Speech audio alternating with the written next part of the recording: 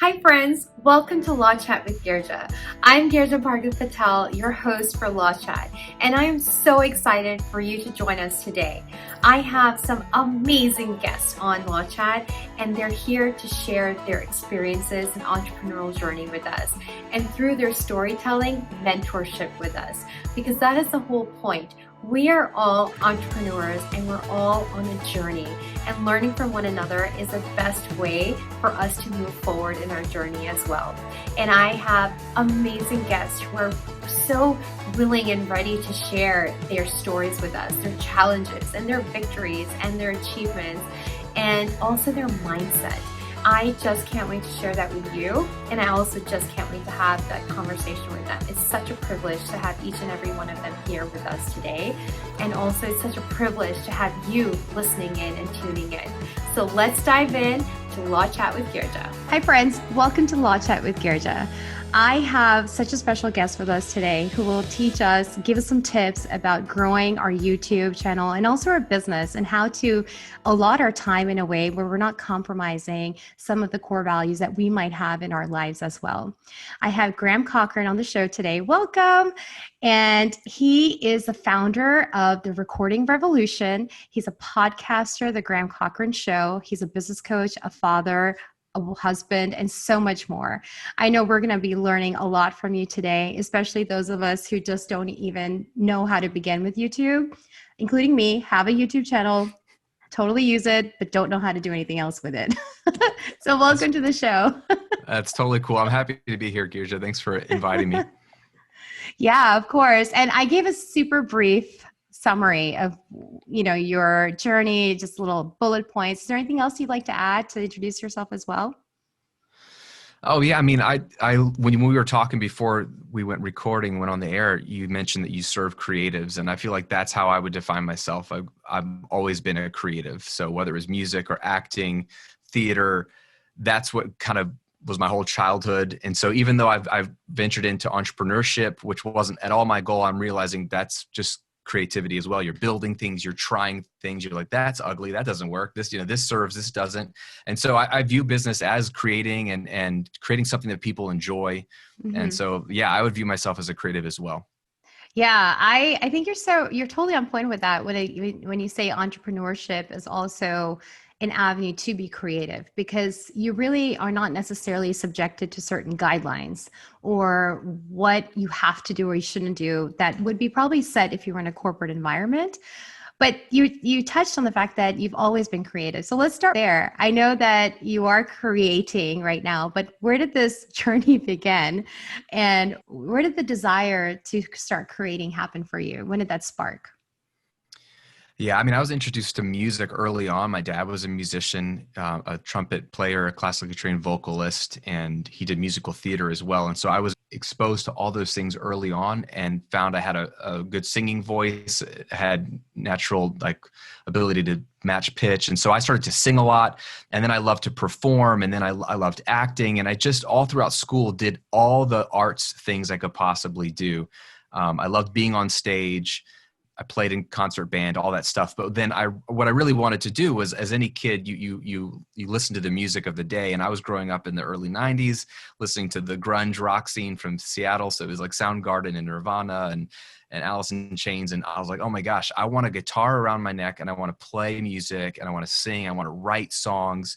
Because then I realized that songwriting was another art form. You could create your own song. You don't have to play other people's songs. And got into recording music because it was cheaper to buy some equipment as a band in high school than to pay for the hourly time in the studio, and realized recording music is another art form. You get to actually craft the sounds of it. So everything was just another way to create something. And my love for all things creative got really focused on music. And I was really focused on trying to actually get signed as a recording artist. I wanted to be a rock star. I made records all throughout high school and college, but worked with a producer in Nashville in my senior year of college, made a record, try to shop it out. That was the dream. That was like as far as I'd envisioned my whole life, was just get signed, and then I'll have a music video and money, and it'll all work out. And that didn't quite go that way, but I tried hard. And that was kind of really what thrust me into kind of where I am today when that dream kind of died and things had to change a little bit. It's so funny you say that because in the 90s, there was no such thing as YouTube or any social media where you could actually showcase your talent for free or, in your own capacity. You had to go to those producers, and they were the ones that were like opening the door for you or closing the door for you. Yeah. And Gatekeepers. so yeah. And so they were the gatekeepers at the time. And so tell me, I know that was a dream of yours. And then when you couldn't, you felt like that dream died. How did you feel? And then how did it take you to the next stage in your life? Oh yeah. I mean, it felt awful. I mean, I've never wanted a normal 9 to 5 job. And literally the month or so after my last like ditch effort with a record label that didn't quite work out, I graduated college and I was a few months away from getting married. So I had gotten engaged to my soon to be wife at the time. And I knew, okay, the music thing didn't work out right now. I need some money now because we're about to get married. So I had to take a job, and I started selling advertising at a radio station in town. And it was awful. Like I had to put on a shirt and tie. I had to sit in a cubicle.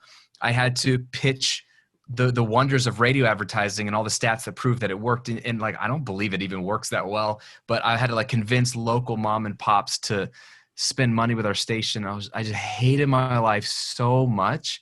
And it was about 5 or 6 months where I was in that job, but that was sort of the beginning of, oh my gosh, is like this the rest of my life? Like I tried hard, and Yeah. and it was hard because when you have people telling you you're talented, you can do this, and Yeah. you really should pursue this.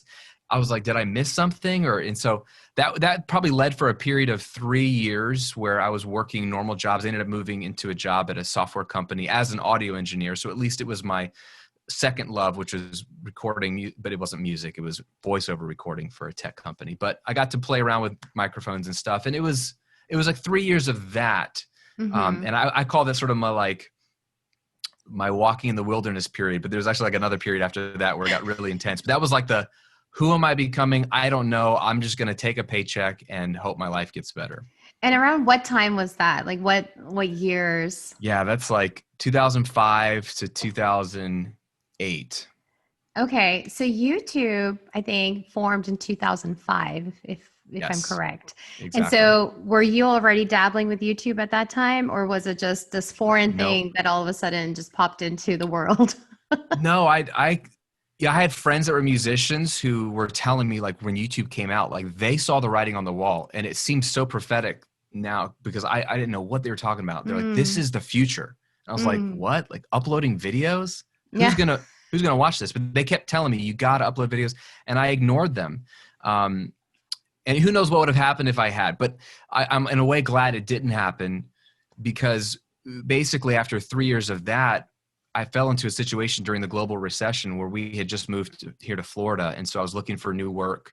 Lost 2 jobs in the same year. I lost a job that January, then got a job down here in Florida in Tampa, lost that job in the fall. We just had our first baby, got my first mortgage. I'm 26 years old, and now I'm unemployed twice in the same year. And I'm just like, what am I doing? Like, what am I doing with my life? It was really hard to get a job because you were either overqualified or there just weren't very many jobs. Mm-hmm.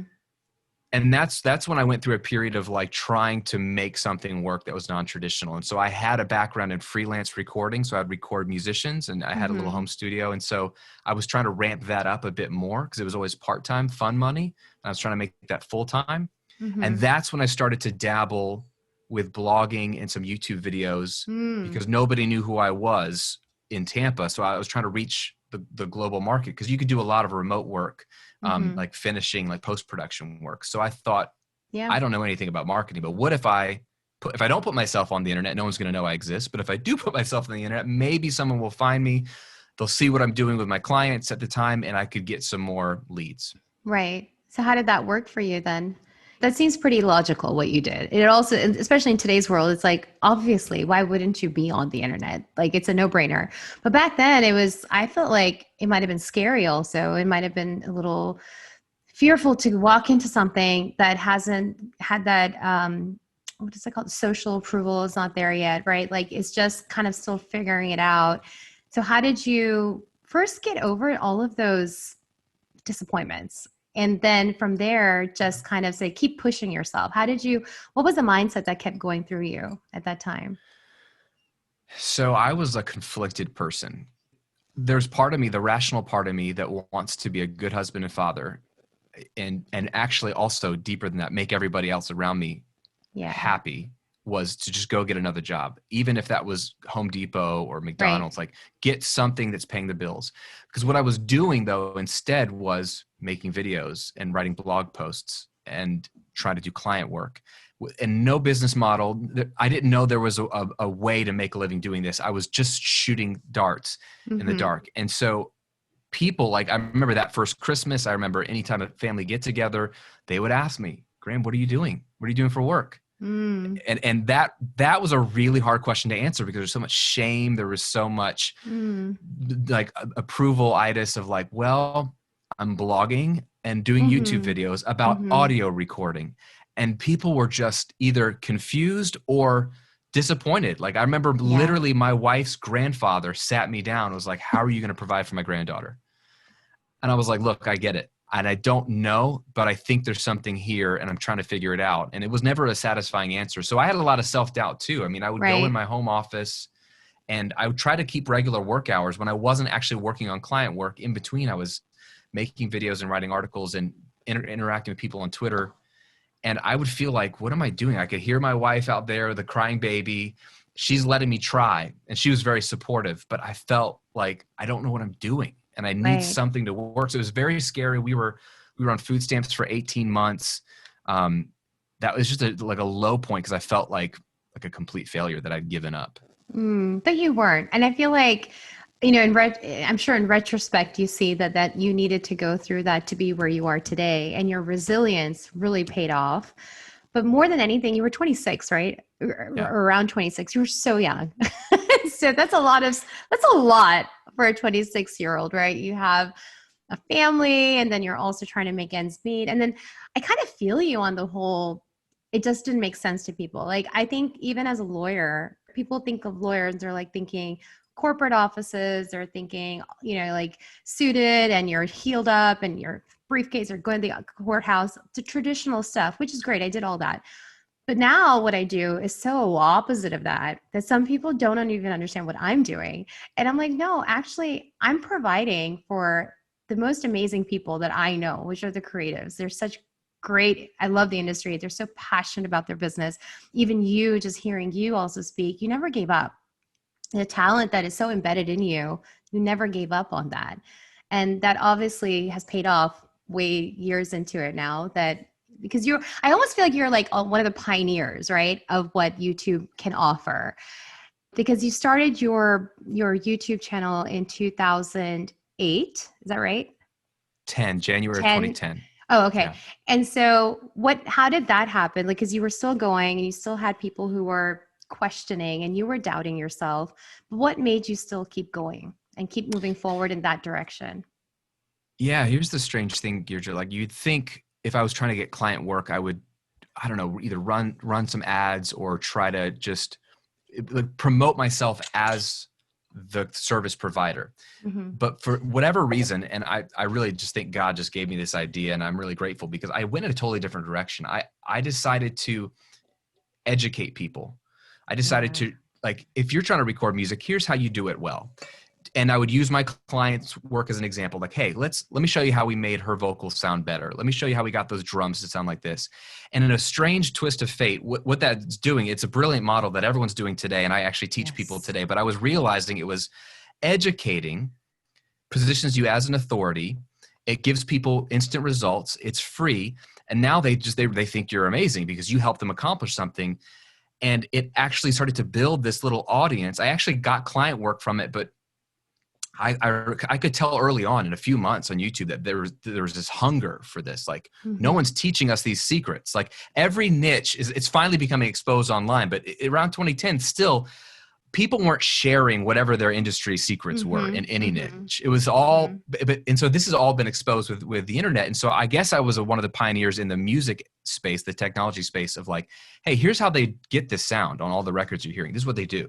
and people were not sharing that information. And I wasn't trying to expose, I was just trying to help people. Right. And I think people were like, oh, thank you. I'm so glad. And so they kept asking for more videos and more videos. So I wasn't making money, but I could tell that there was a hunger for this. And any entrepreneur knows that's what you need. You need to sense that there's a hunger for what you have and the audience is there. If you can get an audience, you can monetize it in a million different ways. But if no one's interested in what you're doing, it doesn't matter how perfect the pricing is or how great the product is. Nobody cares. Yeah, I completely agree with you. And at that time, though, I think you're right, because now everybody is also wanting to educate, and so many more industries are coming together, community over competition. That whole concept is out there. And there's different organizations also that promote that as well. So it's really cool that you've discovered it so early in the days, in the early stages, because YouTube is actually, a lot of people go there to learn. They go to the how-to videos. I think they say that YouTube is like a search engine more than it is a video place, right? Like we're just popping in videos. I hate to interrupt this awesome conversation, but I have to stop and talk with you about the number one thing I'm asked about by entrepreneurs: contracts. They're vital to any business relationship and to protect your business. But I also know that entrepreneurs, especially when you're starting up, money is tight. But I would never want you to compromise on a strong legal foundation. So enter yourcontractbuddy.com, a website created by me with contract templates created and drafted by me and fellow industry partners. They're ready to use and easy to plug in immediately.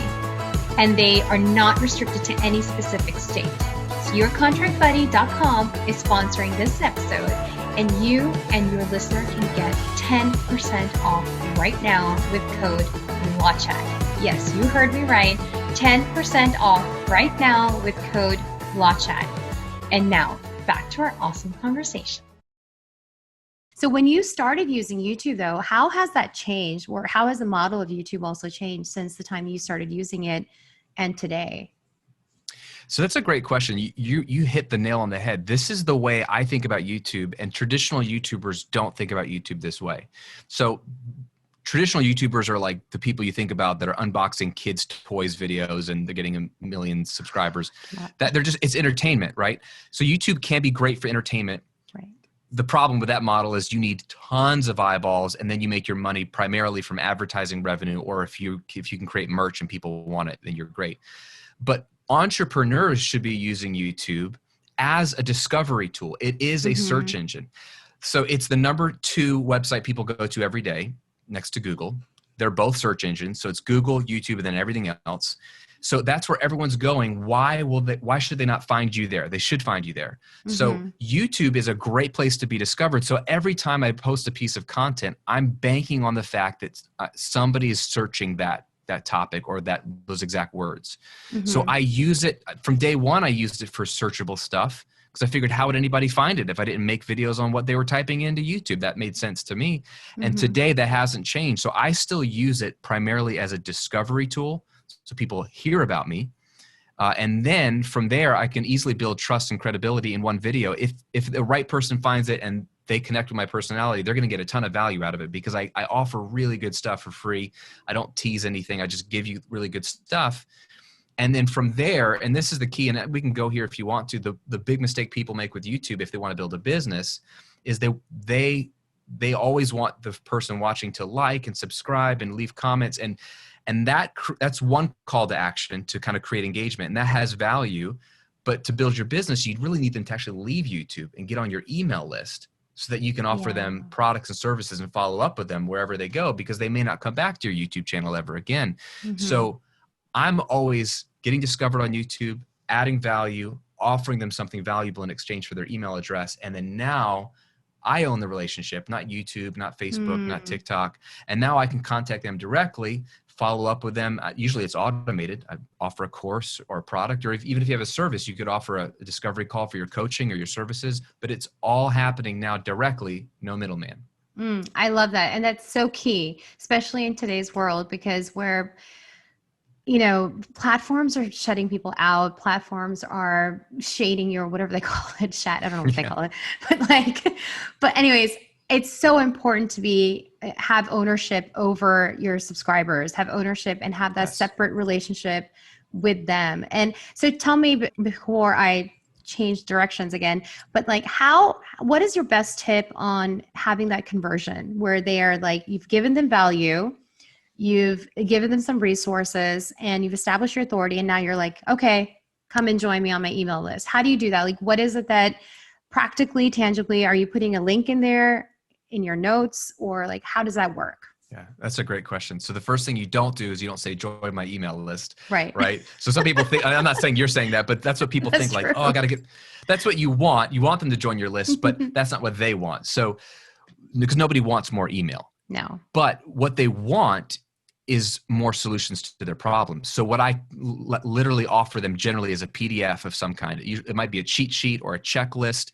It might be a multi-step guide. Sometimes I offer a free video workshop, but it's something that's the promise is so clear and obvious. It's another piece of content that they absolutely have to have. Like, oh, dude, of course I want that. That's amazing. And so I give them a link. I tell them the link. I usually either buy a easy to remember URL for $10 a year from GoDaddy or something, or I have like my website / one word. I tell it to them so it's easy to remember. I link to it in the description of the video. Actually, that's the first thing I mention in the description above the fold, so they don't have to like click see more to see the link. I make that the very first thing. I make it a card in the video so that can fly over the moment I say it, and they can click on it and that'll link away. And then I mentioned it at the end of the video, or I link to it with an end screen because you can link to a website as well. So I mentioned that either at the beginning and end of the video, or just at the end of the video if it feels more natural. But it's a natural continuation of the conversation. Like, hey, if this was helpful, I've got an entire cheat sheet on whatever. So like you might have like a LLC forming cheat sheet. Like, here's the 10 things you got to know before you form your LLC. Like, if it's a no-brainer piece of content, they're going to want to download it. And I just mention the URL, tell them to click on it. That's my only call to action. I'm not asking them to like the video. I'm not asking them to subscribe. They'll do that naturally.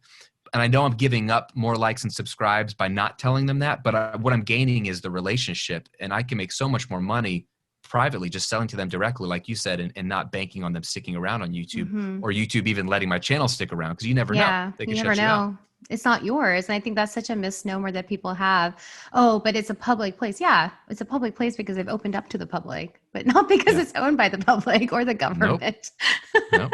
It's somebody else's sandbox. It's like building your business on social media or YouTube, whatever, is like renting someone else's house. The landlord could kick you out at any point. It's like building your business in someone else's playground. Like, you want to own your business and the relationship. Use the tools to get discovered, maybe use the tools to engage, but you always want to draw them over to your email list, because then you can directly connect with them. I love the imagery of a sandbox, though, because you can easily be that house or the castle that you build can easily be kicked over, and it would just collapse in 5 seconds if the owner of if that child who owns that sandbox did not like it anymore. So that imagery is actually perfect. I love it.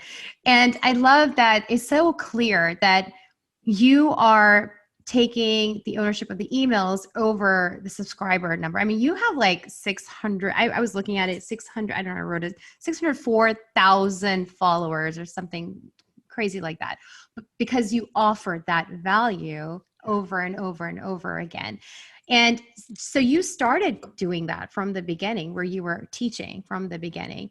But I also know that when I was reading a little bit about you, it said that no one really discovered your channel at the time in the beginning. So how did you create traction? How did you create, hi, I'm here, come join me in my party over here?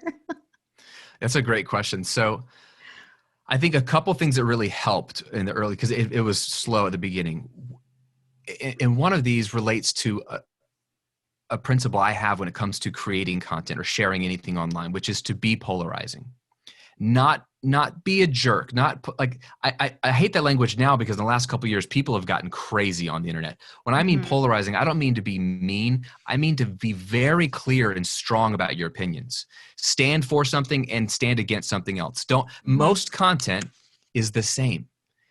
Everyone's got the same articles, the same videos on the same topics in your niche. It's already been done before, but the good news is it's all boring and it's all the same. So to stand out, you have to be willing to own your opinions. So that always helps your content stand out a bit more. And one example for me early on was, in the audio technology space or equipment space, there's a microphone company or an audio company called Behringer, and they're a Chinese company owned by a German guy, and they make really budget, really affordable stuff. What they literally do is copy all the high-end equipment, and they make a cheap version in China.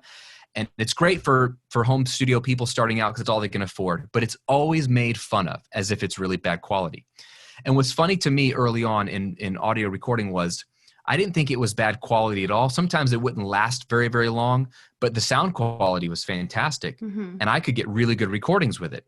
So I was starting to make some content online, and I even tweeted about it. And I made fun of people who make fun of this company, which is really weird because everybody makes fun of this company. And I was one, and I tagged them in Twitter or whatever there, and I said, look, if you're making fun of this company, and I tagged them, you're just a gear snob. It just means that you aren't talented enough to actually make a good recording with budget equipment. So I'm not saying you have to use it, but I can make a good recording with it. Why can't you? And so it got some buzz. And then Behringer, the company, loved that somebody was sticking up for them. They didn't know who I was. They didn't care, but I was saying good things about them. And they reached out to me on Twitter, and their social media person, who I ended up becoming friends with years later, he works at a different company now, but reached out to me and said, we love what you're doing. You obviously are really supportive of our brand. Would you be willing to do a couple of blog posts on our website? And we'd email out to our list of 1 million people. I was like, how about I do an 8-part blog post series, and you email out that 8 times? Oh, sure. So I just created some content that I'd already done, and I tweaked it for them. And now they're emailing out 1 million people to their website, but with my name, and I got to link to my website below. And so I was starting to get some exposure by doing some collaborations like that, by being polarizing, by making some friends in the industry who were looking for any kind of guerrilla marketing because they were looking for blogs. They were looking for smaller channels. And some brands who don't have the big budgets or want to like do it more guerrilla style and get through these other channels. So it was a great partnership. And that was one of the great things that I did early on that got me some exposure to that crowd that really wanted my content. Oh, wow. I love that. It was bold, but it was also authentic in the sense like your opinion was genuine. You weren't making it up, but then you also took advantage of the opportunity of collaborating, because I wonder how, and this is probably still early 2010, 11, right? Yeah.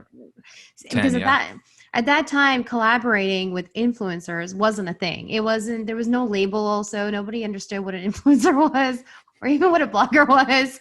You know, like over time that's evolved, obviously, because they've created this niche for themselves. So how did you manage that relationship though with this company? And what I mean by that is, I know now today there's a growing demand also from the influencer side on what they should be getting, they shouldn't be getting, and how to negotiate also with brands. But at that time, that was such a fledgling market. Nobody knew what was going on. So how did you just kind of do you obviously were like, I'll do an 8-part series, but how did you manage that relationship at the time? Yeah. I mean, I think for me, I knew early on, and I still to this day, I know what I really want and what I really need. I don't need money from a brand. Like I don't do sponsored deals. And I get offered all the time. Like, we'll pay you to do videos. I don't want your money. I want your audience. Like, I want eyeballs, because I have my own products to sell, right? So I'm always looking to expand my reach and be in front of other people. So I'm always willing to do content for a brand if it's an authentic brand that I feel good about, for free, if you will just promote it to your people so that I can get exposure. So it's worth more to me to get the exposure. It's since I already have a system in the back end to then, once they do follow my stuff, collect their email address. So I know it will be worth my time because I've done the work ahead of time. So for whatever reason, back then I knew nobody knew about me. So what I really need is eyeballs, because I was building some courses at the time. So I knew I could maybe sell those courses, but that's only been heightened today in the land of influencers, to their credit, if they want to build a business, if you're an influencer, you want to build a business getting paid to do this stuff, you decide what you want and what a post is worth your time for and what your financial goals are. It's a different business model. It's fine, but I'm not really an influencer technically. I'm a business person. I have products and services to sell, and I'm just looking for marketing. I'm looking for PR. I'm looking for exposure. And the way I do it is, instead of running ads less necessarily, it's free content that gets me discovered on search engines like Google and YouTube. And then collaborations where I'm like, hey, I'll help teach your people how to use your product because it's a product they actually like and use. And a good example is lately, a couple of years ago, I posted a video on Kajabi, which is a tool to help people like me sell online courses and memberships. And I've been using it since 2013. And I started doing some videos on it. And it got huge on YouTube. So I think when you type in Kajabi on YouTube, if you're interested in it, like my video comes up first. Mm-hmm. And I just started to make some really helpful videos. And not only do I have some cool affiliate opportunities with them because they actually have an affiliate program and it's a perfect fit for me. It's the only one I do. What I'm getting beyond that is discovery. Like so many people who are looking for this tool find me teaching them how to use the tool. And then they see all my other videos and then they join my list and they buy my products. So having a clear vision of what you want is important because you can do a lot of different things, but you have to have like on the back of a napkin kind of model of what your business looks like and what fuel it needs to run. And everyone has different things they want or need for their business. And for me, it's just exposure and eyeballs over to my content. I love that you have so much clarity in what your business needs to run, the fuel that you need to run. And it's actually really refreshing because a lot of times people are running after those affiliate marketing where they are running after the money that comes with it, which is fine. A lot of people have built their business on affiliate marketing. However, just like you were saying earlier, if you're building that on social media only, you can lose that affiliate marketing in 5 seconds if someone decides to take it away from you. Yeah. And so again, repurposing and bringing everybody back to your email and your website and grabbing their emails is the best way to move forward with the audience that you are exposing yourself to. So, and everybody does this. Like you go to Banana Republic to buy some pants or a shirt or whatever. What pops up on their homepage?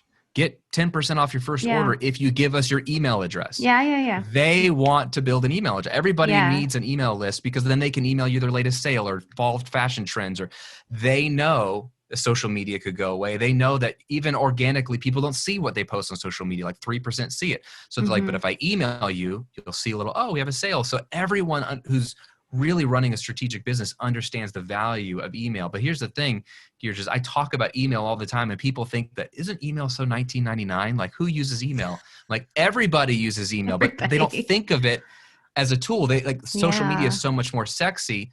And so I'm on this crusade to tell like business owners, like if you just want to have fun on social, go for it. But if you want to make money, you need to build an email list. And I'm not saying email because it's what I love. It's because it's what works. Mm-hmm. It's what people spend. More people, the stats continue to show, I haven't got the recent study, that people spend 60 to 80% of people are comfortable spending money through an email link versus like 5 to 10% on social. Like people just don't buy off of social. They buy on email. And it's the best way to stay in touch and to sell your products. So anyway, I'm on a crusade to help people, but they don't want to listen. No, I completely agree with you. And I think more than anything, this year has proven that, last year has proven that with all the stuff that's been happening with the politics and the way people, being kicked off, starting something else. But I agree with you. I think email lists it's a captive audience, and it's an audience that actually wants to engage with you because they've given you something. They've given you their email address. So people aren't stupid also. They know that they're giving you the email address, and they also know you're going to be sending them emails. So either, I know I have wanted something, I've sent my email address, and then if I'm not interested anymore, I'll unsubscribe. But sometimes it's like, it's still coming. And then there are times that I've actually bought something thinking, gosh, I never knew I'd actually buy from this place. But because it keeps coming in my face. And I think like, I don't know, with magazine marketing, I remember a while ago, they were saying, you need to come in front of someone's face at least 3 times for them to even remember you. And so, of course, like with social media, if they're subscribed to you and if the algorithm is working in your favor, maybe they'll see you, maybe they won't see you. But with email, they'll see you over and over and over again. Yeah. It's the surest path. Yeah. Yeah. It's a good crusade to have. I'll keep trying. I'll try to help these people out. So from just backtracking a little bit, and when you started getting traction with companies and with brands, so how has your business evolved since then? And what were some of the challenges that you faced at that time? And how did that help you move forward? Or how did you overcome them actually? Yeah, I mean, in the first few years, I was just building as many online courses as I could on different topics, and those are like my main products. And I tried different things. Some worked, some didn't. I think I got to some inflection points where 4 years in, I was just getting so much email every day, either customer issues or fan mail or hate mail. I get it all. I was spending 3 hours, 4 hours a day just clearing through my business inbox, and I was like, not only do I hate this, but I Mm-hmm. don't have time. I can't keep up doing what I would need to do for the business. So I made my first hire. I just hired a friend for like 10 hours a week to can you just clear through my inbox, take care of the customers, delete the mean emails. I don't need to see them. And then tag the nice emails with a nice green tag in Gmail so I can see them. And that saved me hours. My workload came down like 30, 45 minutes a day in email, and people were getting a faster response from him. So that was great. That was huge. And then I think 2016, I got to a point where I was just kind of burned out and running out of ideas. And I had basically taken the business as far as I think I could. Mm-hmm. And it's really cool because a guy reached out to me that fall. I didn't even reach out to him, but he was a guy that was doing marketing for some big online educators, similar to me, but in different spaces, dating coaches, marketing people. And he's like, look, here, I love what you're doing. I found you because I'm a musician also. And I was looking up how Mm-hmm. to record music. And I saw one of your videos, but I realized, oh, he's a musician, but he's got the same business model. I wonder if he's got a marketing guy. And so he just sort of pitched, hey, I would love to jump on a call and tell you what I do and love to work with you. I took the call. It was a great fit. And what he ended up doing for me was he came on as like a head of marketing, thinking through promotions, thinking through products we could do, and helping me just focus on the front-facing content, teaching, being the brand, and not having to. I'd already taken the business as far as I could. So he and I have been working together for the last 4.5 years. And it's not only grown the business, but we've refined things, gotten Mm-hmm. better sales copy. I've learned a lot from him, but it's just also allowed me, again, as I've added a few more people to the team, and they're all contractors and they're all part-time really, but it's just needing a few specific Mm-hmm. pieces of help, which was really hard for me because I don't delegate well. I'm a control freak, a closet control freak, and I don't trust people, and I'm an introvert, and I'm like, I just want to do it myself, be by myself. I can do it all. And I've had to slowly like loosen my kung fu grip on my business and let people in, and there's been problems and we've fixed them. I think Tim Ferriss has a chapter in his book, maybe there's a podcast or a blog post about the art of letting bad things happen in your business, like giving yourself a chance to let some things just fall apart. So you see how like it's not that bad. Mm-hmm. And then it can operate without you, and you can really trust the process of it more. And I've gotten just so much more open to delegating if I need to, eliminating things I used to do that felt important but aren't important. And so I think the last few years of my business have been like me just working less and less and just really dialing in what it really takes to run this business. It's been one giant experiment, which has been a lot of fun. And all that extra time has allowed me to 3 years ago start this second business where I'm coaching business owners and how to teach them to run their businesses and start businesses online. And that's been a passion of mine because music was always my passion. But I fell in love with the business world and this business model in particular. And I realized how it wasn't being taught well enough by a lot of people. So I've been on this crusade to help business owners. And now I have the second opportunity to do this in this new resource. Yeah, and just actually, I was about to ask you, what are some of the values that you hold important to your life, where it's integrated into your business and how you're running your business also? And I know you just kind of touched on spending more time with your family and dialing down on the hours by delegating more. But what are some other values that you hold true to yourself that you kind of align with your business? And then how did you integrate it? Yeah. So the two big ones are my faith and my family. So with faith, like as a Christian, the Bible teaches you to take a Sabbath or a day off, like from work. And it's like it's a Jewish tradition, and then Mm-hmm. Christians hold to it as well. And it's pretty basic. But when I started my business, I was volunteering as a worship leader in the band at my church. And so what that looked like was on weekends, I was losing most of my weekends because we didn't have a facility. We still don't. It's a set up, tear down church. But Saturdays, it was like band rehearsal. And we're driving in the morning to a storage center, getting all the band equipment, going to a rehearsal space, setting up, rehearsing for 2 hours, taking it back to the storage unit. And like I would come home at 2 p.m. And that was my starting of my Saturday. And then Sunday was the same thing with church. And so I never had a full day off to just be with my family and rest. And I realized from some wise counsel from an older gentleman, it was like, dude, you're going to have to take Fridays off and make that your family day. Mm-hmm. And that was baked in from the beginning. I didn't think I could build a business in 4 days a week, but I kind of had to from day one. But I'm so glad that happened because it taught me that I don't need even 5 days a week to run a business. So maybe I don't even need 4 days. What if I only need 3? Maybe I only need 2. Maybe I only need 1. So I started to get addicted to make, like, just like in a budget financially, like if you're like, I never have room in my budget to invest in my 401k or save for my kids' college. You never will until you do it first, right? And then you build the rest of your budget around it. It's real basic math that people don't think about. Like you always pay your mortgage, you always pay the government their taxes. Why? Because they take it out because it's a priority. Why don't you pay yourself first? And so I do the same thing with my time. What's most important to me? Time to rest and time for family. So I'm going to bake in how much time I want off or need off.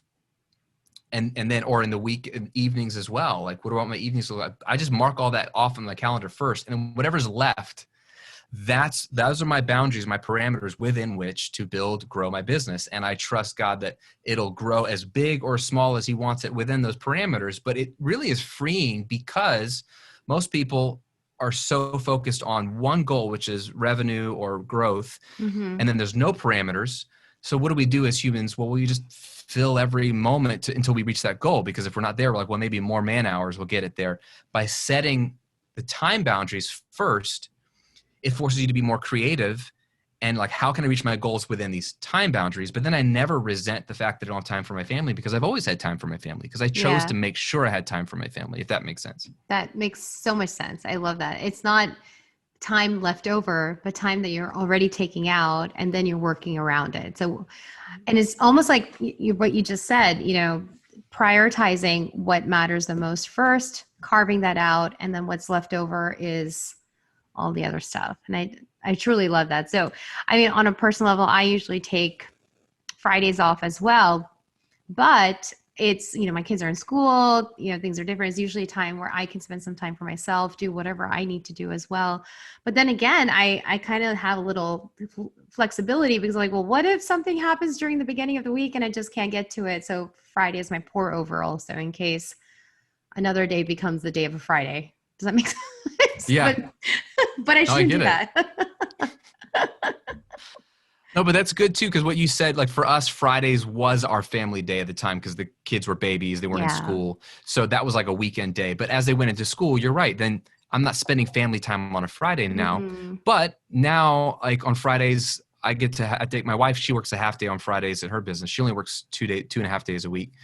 So when she gets out of her half day, we go out to lunch together. So we have a date lunch every Friday. And it's like in the middle of the day and you just go to a restaurant and have fun or walk the river or something. Well, the kids are still in school. So we get that time. And then I get a lot of personal time on my days off, which are Tuesdays and Fridays now. So I get weekends with the family and then Tuesdays and Fridays that are just for me.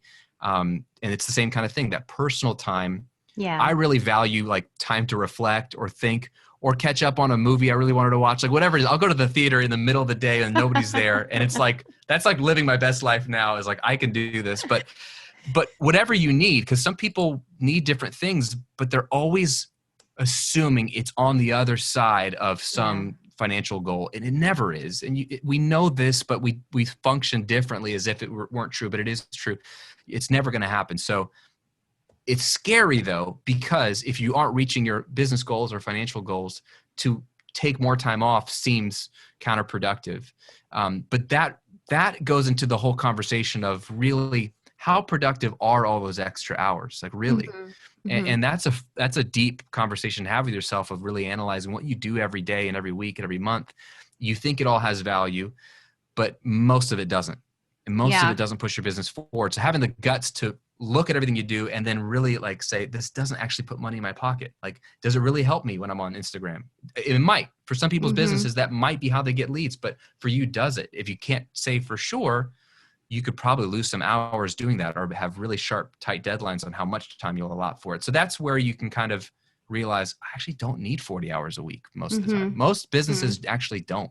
And I think the most successful people I've seen are one of two people. They're either workaholics and they work all the time, or there's just the same number of people I've seen who are super wealthy, super successful. They don't seem to work much at all. They've created systems, or they've outsourced, or they've eliminated. They're like, well, we don't do that. We got rid of that service because it took up too much of our team's bandwidth. And so we just don't sell that anymore. Yes, we're losing money to our competitors, but we make more money here, and now we don't have to work as hard. And that's, to me, wisdom. Yeah, I think so too. And I think it also goes against the grain of working, right? Our society has been that way, especially in America. I feel like there's always this belief, especially when I was graduating from college and then law school, work 60 plus hours and show your worth through that. And the reality is no one really cares, especially if you're a newbie. They're just using you to do all that stuff.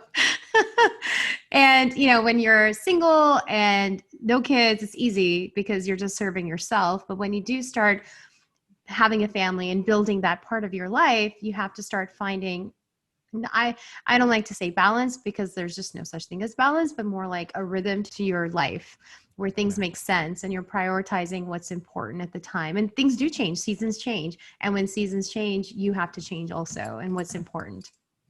So I think you're absolutely right.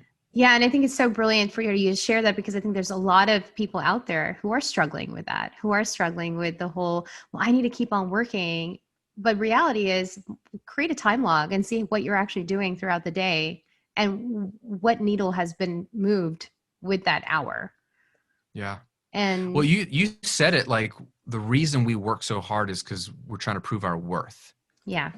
And that's because of the culture we grew up in. If you live in America, this is a culture that values hard work. And that started out as a good thing. You had the Puritans, you had early American settlers that were hard workers. That's a great quality. What it's evolved into is workaholism. And that's been rebranded as hustle or grinding it out or achieving your dreams. Like, it's just rebranded, but it's workaholism. It's an addiction because we are so insecure and afraid of who are we? What is our identity? We need to find our identity in something, and work is something we can control. Like, how many hours we put into something we can control. And when everyone else around us values putting in 60, 70 hours, then I want to be valued too. The funny thing is, the marketplace, it doesn't matter what people think, and it shouldn't, but we function that way as humans. I get it. But the marketplace doesn't value hours. They value value. Like, can you serve them? So they don't care how many hours it took for you to build this product or how many hours it takes for you to serve them. They just want results, or they want their problem solved, or they want a dream accomplished. And so that's the great thing about an entrepreneur, is you actually have the ability to dictate your schedule. But the problem is, you've probably seen this, most entrepreneurs, they leave a corporate job and they just work harder. They work longer hours, and they're a worse boss to themselves than their former boss was. And it's out of fear and insecurity. But really, if they look at what their customers or clients want, they just want results. So can you get creative and find a way to give them those results in as little amount of time as possible? Because they'll pay you the same either way. They don't care how many hours you take on their product or project. They just want the results. So that's really up to you to dictate how many hours it really takes. And if you're not sure, just try to shave off a half day in your week. Like, start by, like, what would it take for me to shave off an extra half day, 4 hours, 5 hours off? And then move to taking Fridays off. I always tell people, like, your goal should be to take Fridays off. And that's more of a metaphor for, like, bucking the norm, the cultural trends, like you said, going against the grain, and proving to yourself that you can be more efficient than you thought possible. And once you get a taste of that, then you're off to the races. If you're a weirdo like me, like, every year you sit down, you say, okay, how many hours can I shave off my work schedule this year? It's just as an experiment, but it really continues to challenge you of, like, is what I'm doing really necessary? And am I getting my worth and value from how many hours I put in? Or am I getting my worth and value from hopefully more important things like my family, if you have religion or faith, like contribution? So like, I know I'm serving so many people and actually making their lives better. It doesn't take me a lot of hours to do that. So I used to feel guilty, but I don't feel guilty now because they don't care. I'm actually serving more people by working less because it's gone digital. So it allows me to scale and contribute to more people. It doesn't take more man hours, and that's okay. Yeah. Yeah. And scaling, I think, is a great way to also start thinking about it. Scaling your business, trying to figure out more systems and flows in place where you can start reducing the time because you've put in a system now. And it makes sense, especially like automation, like taking advantage of all of the tech that's in our world right now. So yeah, thank you so much for sharing that. I truly just, it was very refreshing because a lot of times people are just go, go, go. And there's very little pause happening in between, and being in the moment that you're in and being okay with it also. So it's really nice to hear you say that as well. So where are you now? I know that you are a coach and you started that some time ago. So what are some of the services that you're offering at this time? So yeah, most of it is product-based. So I have an online course that teaches people how to start a knowledge commerce style business, which is what I do. It's creating information products like online courses or memberships. If you want to create a business that can almost run by itself, I have a course people can buy on that, from literally no idea, I don't know even know what I would sell, to launching it to automating it. I have a community, a private community where people who have already started their business, but they want coaching and they want support, and they want a place to like vent or like get advice, to get feedback and get some ongoing training. So there's a paid community there. Really trying to help business owners scale. Is it on and Facebook or is it no, on it's all private in my own back end. Yeah. Oh, lovely. Okay. So it's all at grahamcochrane.com, but it's a private thing there, which is great. They pay for, and it attracts people who are serious about growing and who need that support. And then I have a high-end mastermind, which is just 12 people who really are already doing multiple six figures. Some of them already seven figures, but they either want to scale more or scale while working less and really refine what they're doing. And they want accountability, and they're working alone, and they just want to be around other high performers. And I coach them every single week. That's primarily what I do. Outside of that, right now, what's kind of fun, I'm writing a book. I got a book deal, and I'm working with my publisher, and we're trying to bring this message to a new group of people who wouldn't get on YouTube looking for how to start a business, who wouldn't buy a course of mine, but they might pick up a book on Amazon or Barnes & Noble on how to have non-traditional work and get paid for what they know, basically, and turn that knowledge into an income stream. So that's been a fun project. Well, that's exciting. Congratulations.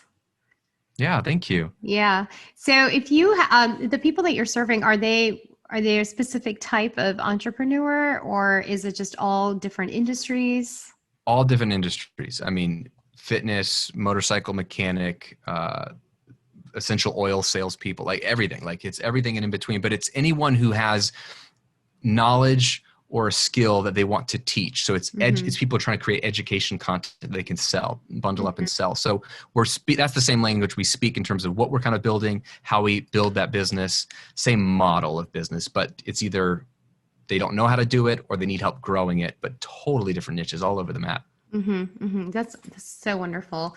And if you were to give some tips to somebody today who is starting a business, and I know you're like, educate, have polarizing, like really be strong on your thoughts and your opinions, collaborate, create a space where people are wanting to discover you and come back to you with their email. But what are some other tips in a nutshell, if you could give like 3 top tips of yours if somebody is trying to start their business? I know that's like a lot, very big question. It's a lot of answers. I mean, I know there's so many answers to this. The first thing I will say is it's not too late to start this kind of business. And you can do it. The 2 biggest questions I tend to get aren't even technical. They're not even there. Mindset. They're already stuck at mindset, which is everyone's already doing this. Isn't it too late? Like, why is somebody to discover me? And then 2, it's just good old fashioned imposter syndrome. Like, who am I to teach people how to do what I know how to do? Like, yeah, I know how to do it, but who am I to teach? I'm not the teacher. And there's like this missing link where it's an identity issue. Like, I don't think that's me. And the reality is I felt that both times I started a business. Back in 2009, I felt that. And then even after having a lot of success, when I started this other business, it was like starting over again in a totally different niche. And I had the same feelings. Who am I to jump over into the business space? I'm the music guy. I should just stay there. And I almost talked myself out of it. For 2.5 years, I put off starting the second business because I was like, just couldn't get over the fears and insecurities. So I would say it's not too late. Yes, there's more content out there than ever before. But the great news is most of it's garbage. And the great news is that it's still not helping people, because what's happened now is there's so much content. We're at a point where content used to be fun and helpful. Now it's overwhelming. So what people are looking for is someone to rise above the noise and nonsense and just be clear and give people step-by-step instruction on how to do something.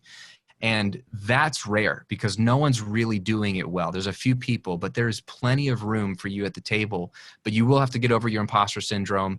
And I would just say, just start. Like this model isn't quick. So if you need money quick, it's not the best way to do it. I would do something else. But if you're willing to plant seeds and tend to the garden regularly, and if you're willing to build something beautiful, this does work. And it's only gotten easier because of the tools, because people are used to buying content online now. Like it was in 2010, I had to convince people to take their credit card out and buy something from me that they weren't going to actually get in the mail. They were so confused. Like, are you sending me DVDs? Like, what are you sending me? I had to work hard, right? That's not there anymore. People understand online courses or memberships, master classes, the thing people know. I learn online, I pay them, I get it. And everything went online with COVID. So online education is a norm now, and it's already a $300 billion industry, and it's only going to grow, this knowledge commerce space. So I think my advice is start now, because I think people say, Graham, you've been doing this forever. You were at the beginning of the wave. I think we're still at the front of the wave. I think the wave is much bigger than we think, and we're still at the front. We're like 40, 50 years ahead of this thing, or no, we're at the beginning of a 40, 50 year run. So I would get in now. It's not too late. Start small and just show up regularly once a week with some content platform and add value and see what people want and see how you can help them. Awesome. And then what's your quick advice for getting over the imposter syndrome? Like, what did you do for yourself? Just, I would think about the people, like one person. Can you help one person? Think about that real person. When you think about faceless, nameless numbers, like I don't have 1,000 followers. That's so vain. Those are vanity metrics. That's almost like you becoming narcissistic. Stop thinking about yourself and think about who's one person that's going to miss out if you don't show up and help them with this thing. It's probably a real person that's just like your friends that you've helped with. Like if you've lost weight and people are like, how did you lose the weight? And you help them put together an eating plan that you did and it got them results. It's the same person. It's just they're on the other side of the planet. And you don't meet them in person. So there's people like that. Help that one person. They don't care about your credibility. They don't care about if you went to school for this or not, because at the end of the day, what people care about is results. Can you help them? And if you help them with a free video, they're going to go, oh my gosh, she's amazing. This is great. That's all the credibility you need is results. And you know how to help people in your niche. So just start helping people. I love that. I think it's so true. That first step is the hardest one. And then once you start doing it, you start gaining more confidence also. You just have to have the courage to take that first step. So totally on board with that. So this is Law Chat. And like I said earlier, I always usually forget to even talk about it. But what are some legal issues that you were like, gosh, I wish I really thought about it beforehand, or I did this beforehand so I wouldn't get into a problem later on? Did you have any situations like that? Yeah, I mean, I haven't had any major problems legally with the business, but I had a potential trademark infringement with the name of a course, but the guy was nice enough to reach out to me before he sent a cease and desist because he was in my space. We actually became friends, so it's kind of fun. I changed the name of it. It was fine. But I think I waited too long to hire a CPA and to form an LLC. Like I was making a lot of money. And again, I struggle with trusting people and control. So I just stayed a sole proprietor forever, and which was fine at the beginning, but like I got to a point where I realized I was probably missing out on significant tax savings, and my tax returns were probably looking so weird. I can't believe I didn't get audited, but I think hiring a CPA and getting some like business entity structures in place earlier on would have been helpful, especially once the money started to come in. But that was really helpful. Like knowing that because I run as an S corp on the federal level, an LLC on the state, and that's that's been really helpful and giving me a lot of opportunities for cool things and helping me structure things and minimize taxes. But I didn't know any of that stuff, and it overwhelmed me.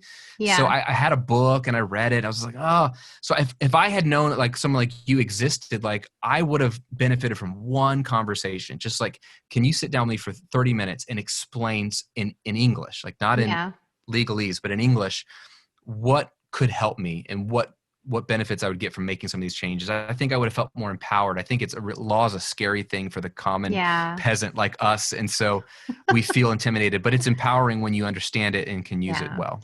And that's my goal, is that what I do on my end is that exactly empowering other entrepreneurs, business owners for their own business. Like, law is part of your business. It's inevitably going to be very much intertwined in your daily, not even just once in a while. And so it is your business. And so you should be confident about it. So my whole goal is to, again, bring it down to simple terms, take away the thus and the thous in the warehouse, and like put it out there. That's awesome. Thank goodness for people like you. That's all I have to say. You're sweet. But yeah, LLCs are great. I love them. I think they add so much protection to a person's business, and they protect their personal assets also from those situations that can get really sticky, and you just don't want to be there. So yeah. And I hope you're protecting your content also, the one that you're creating. And if you're not, yes, I know. We might need to talk. Yeah. Absolutely. Well, thank you so much for being here. Just some fun facts. So what is your favorite book aside from the one that you're going to be writing soon? Oh, fair enough. I would say The Go-Giver by Bob Burg. That's a great it's a sales book teaching you how to like sell more, but it's really a business book, but it's written like a parable, like a little story. You can read it in 1 hour. It's phenomenal. It will change the way you think about your business and interacting with the world. It's all about generosity as a tool for just explosive growth in your business. It's fabulous. Okay, lovely. I'm going to add that to my pile of books that I have. Awesome. And what is your anchor when things just aren't working your way anymore and you're just feeling really defeated? What's your anchor at that time, and how do you pull yourself back up? Yeah, I mean, for me, like my Christian faith is intertwined in everything I do. So it informs who I am, why I exist, and what my business is even trying to do. So that's huge for me, my faith in Jesus. And then really, dude, my wife, Shay, she's amazing. Having someone who has walked through the ups and downs of business over the years and who understands, that some days are really hard and some days are great. So I can celebrate with her and things that I can't really talk about publicly, and I can vent with her, and she listens well. And if you don't have like that friend or that spouse that's like just there when you need to talk about things, good or bad, I don't know how you operate. So that she's been amazing. Mm-hmm. Yes, seriously, like kudos to every single partner that is the best cheerleader out there. Absolutely. So I have one of them too. So I'm just so thankful to God for that as well. Yeah. Well, thank you so much for being with us today. We learned so much. How can people contact you? How can they connect with you? Yeah. So you can go to grahamcochrane.com. I have a bunch of free resources there. There's a whole workshop on the homepage that's free that walks you through this business model. If you're like, I'm really interested in either going in this direction, or if I have a service, I want to at least offer some kind of digital product element so I could scale my income a bit that way. That's all at grahamcochrane.com. It's the YouTube channel. I have a podcast called The Graham Cochrane Show, if you like to listen to it that way, on Apple Podcasts, Spotify, wherever you listen to podcasts. And then I am on Instagram, although I've been taking a year off. So my assistant is uploading stuff for me at The Graham Cochrane, if you want to keep up on Instagram there. I'm debating, in 6 weeks, it'll be the year anniversary. And so people keep asking me who know me that I've been taking this like social media fast, like if I'm coming back, and that's undecided, but if I do come back, then I'll hang out with you there. Okay, awesome. Well, again, thank you so much for sharing so much knowledge with us. And it was so much fun talking to you about YouTube and everything else. Yeah. Thank you. Thanks for having me. Thank you so much for joining Law Chat with Girja. I love these kind of stories and conversations where we can be real, honest, and open, and having fun at the same time. I hope you are inspired and motivated to keep doing the amazing work you are doing. If this is something that gave you all those feels and then some, truly motivated and inspired for you, you can show your love in all or one of these ways. Be sure to give this video a thumbs up, subscribe, and share this video with your community and tell them about it, or share with somebody that can benefit from it. I look forward to seeing you next time on another episode of Law Chat. And until then, keep moving forward. Bye.